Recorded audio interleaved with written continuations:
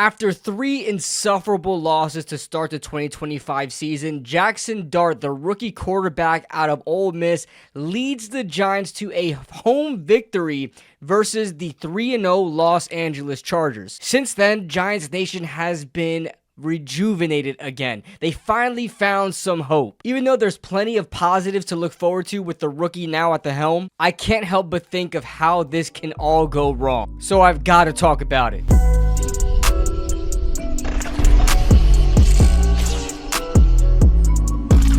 What is going on, guys? What is going on, 27 Squad? Welcome back into another video.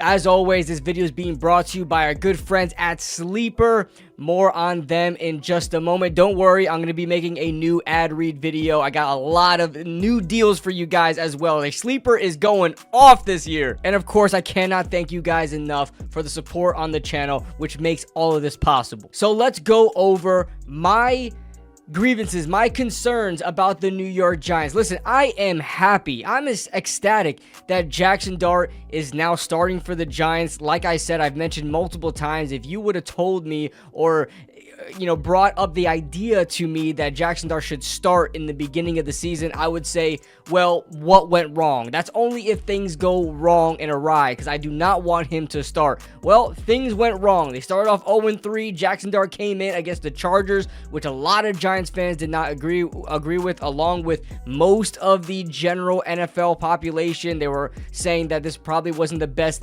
way to start Jaxson Dart, but he goes and proves everybody wrong, got a win, and now they're moving on to the Saints on Sunday at the Dome. And don't get me wrong, I'm extremely excited about what we have in store for this season with Jaxson Dart, but there are a lot of things that I am concerned about when it comes to the rest of the season and the future and how it's all gonna play out.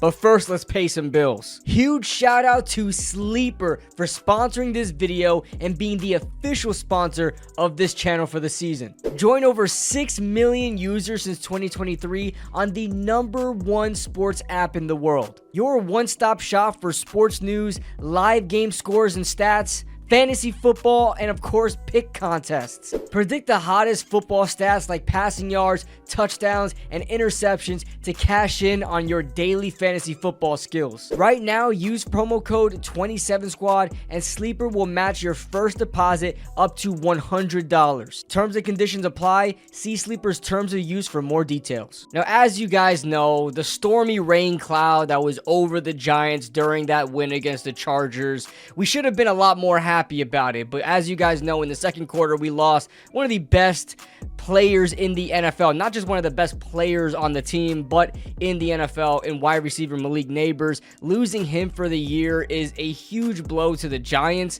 and it leaves the Giants in such an in-between, because the Giants are quite frankly in the in-between. They are not in a position right now to make a blockbuster trade for some wide receiver to try to win more games with and give Jaxson Dart more help on offense. But they also really can't afford to lose at this point, so they can't be major sellers either before the trade deadline. And I'm not saying the Giants should be buyers or sellers by the trade deadline. I'm just saying that they are so in the in-between where they don't really have the assets, or they really just shouldn't, in their best interest, buy high and acquire major talent for a season that they started 1-3 in. But if the Giants coaching staff and the GM want to keep their jobs, they're going to want to show something this year and win some games. So I don't really know where they're going to go from there. And part of that reason is why I think the coaching staff and the front office are going to be so confused. They really don't know what direction they want to go. And obviously, they're going to want to win as much games as they can with their rookie Jaxson Dart. Give him a full steam ahead of him going into, next year, where he is the definitive starter and he's the day one guy. And if the Giants don't win a lot of games this year, which I imagine probably won't be the case, it's going to be really bad for the Giants in the future. You got Brian Daboll and Joe Shane probably going to lose their jobs. As you guys know, Brian Daboll loves the hell out of Jaxson Dart. I have never seen a guy glaze a rookie quarterback as much as Brian Daboll has. You know, at the end of that win, Brian Daboll going nuts, looking like how he did in week 1 where he got that victory against the Tennessee Titans, just screaming and hollering everywhere, throwing his fists around and extremely happy. You know, he expressed that to Jaxson Dart, and then in the press conference, he was just glazing the hell out of him. 6 probably going to be sore. I mean, he gutted it out. Son's a tough son of a, you know what, he's tough. But I knew that. He loves the kid, and a lot of people love the kid, including John Gruden, who is looking for a job back in the NFL. We don't know if that will be with the New York Giants if Brian Daboll allows the head coaching spot to be vacant for the Giants. But that really worries me because I really think Jaxson Dart, for Brian Daboll and Jaxson Dart, are going to mesh very, very well. I really worry that the Giants would bring in a head coach that doesn't mend well with Jaxson Dart in a system that's not good for Jaxson Dart. It just really seems like Brian Daboll, his scheme, his playbook is really geared around what Jaxson Dart is as a player, and I really thought that Brian Daboll and the Giants thought highly of him coming out of the draft and felt like he was perfect for their system. So I'm really worried about if he would have to be under a new playbook with a new head coach and a new GM and a new philosophy of how things are built, and we just continue this cycle over and over and over again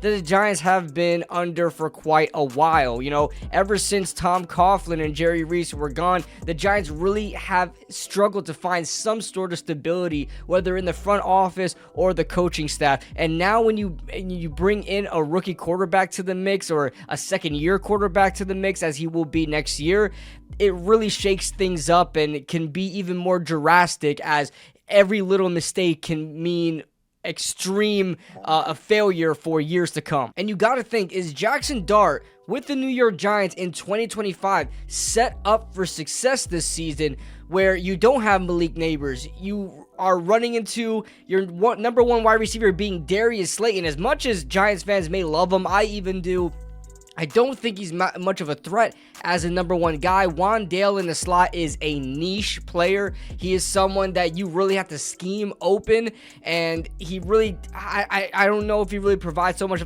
of a dynamic aspect to him from a guy that's not really like a Russell Wilson type player. I don't see Jaxson Dart as a Russell Wilson type player where he's just going to air it out as he did with Wandale Robinson you saw in that Dallas game. Do the Giants have enough firepower to keep up this season? You know, the defense, although we may say the defense is pretty good, that front 7 is very, very good. Well, I'll say the defensive line is very, very good. The back end with linebackers and defensive backs have been putrid this season. It has not been good. You know, outside of a couple of good plays by Drew Phillips and Paulson Adebo, maybe. I mean, besides that, it's been really, really bad to play. Bobby Okereke is not up to where he was in his first year with us in 2022. It seems like he's not the same linebacker without Wink Martindale. Micah McFadden going down leaves a huge hole at that inside linebacker 2 spot that they've been desperately trying to fill with other linebackers, and they keep getting hurt, and now they're putting in defensive backs, and they are not working out, especially in the run game. The cornerbacks, especially in man coverage, are not doing very well, which is causing Shane Bowen to bring these guys back in a soft zone, and that's not working. And then you have the safety unit, which is just bad, flat out bad. We love Javon Holland, we love the signing. He's not very good. Tyler Nubin, I've been ranting and raving about him in the most negative way possible. He is absolute garbage. He's not good. He's not a good player at all. Every single big run that you've seen the Giants have or allowed this season, Amari Hampton, Javonte Williams, the list goes on and on. Every single big run you've seen was because of Tyler Nubin. I'm telling you right now, go watch the film. It's because of Tyler Nubin, and he's the last line of defense, and he takes the worst angles imaginable to make a tackle. And I don't want to just individually blame Tyler Nubin. As a whole, I don't know how they're training these guys to tackle on defense, but it is bad. It takes an entire team to bring down one guy. It could be a running back, it could be a wide receiver, it could be a quarterback even. We cannot bring anybody down, which is why they allow huge plays on crucial third downs, third and longs. We're talking third and 18s, third and 16s, third and 21s. We're just giving it up constantly. And I don't know if Jaxson Dart is set up for success to really overcome those over and over and over again. He showed that he can do it against the Chargers. That's one game, very impressively, one game, but that game was 21-18. Is he going to be able to keep up in a game where the defense allows 30-plus points? That is the biggest question, and that's why it really sucks to see, because we could have a great season from Jaxson Dart, and it could all be for naught because the Giants may just clean house and start from the bottom again, and we may go through the same exact thing just with a different quarterback. So all that being said, leave your thoughts in the comment section below. Am I just being too negative, or am I just expecting what the Giants give us every single year and for the future? I really want to keep my hopes up. I think Jaxson Dart's going to be a good quarterback. He definitely proved me wrong. I'm already getting people in my comments going back to the Jaxson Dart reaction. I understand. I don't delete my videos, so I'll take it on the chin. I was wrong. Well, let's see about Jaxson Dart, but it seems like I'm going to be wrong, and I hope I am. That being said, leave your thoughts in the comment section below. Leave a like if you guys enjoyed. Subscribe if you're new to the channel. We'll see you guys very, very soon.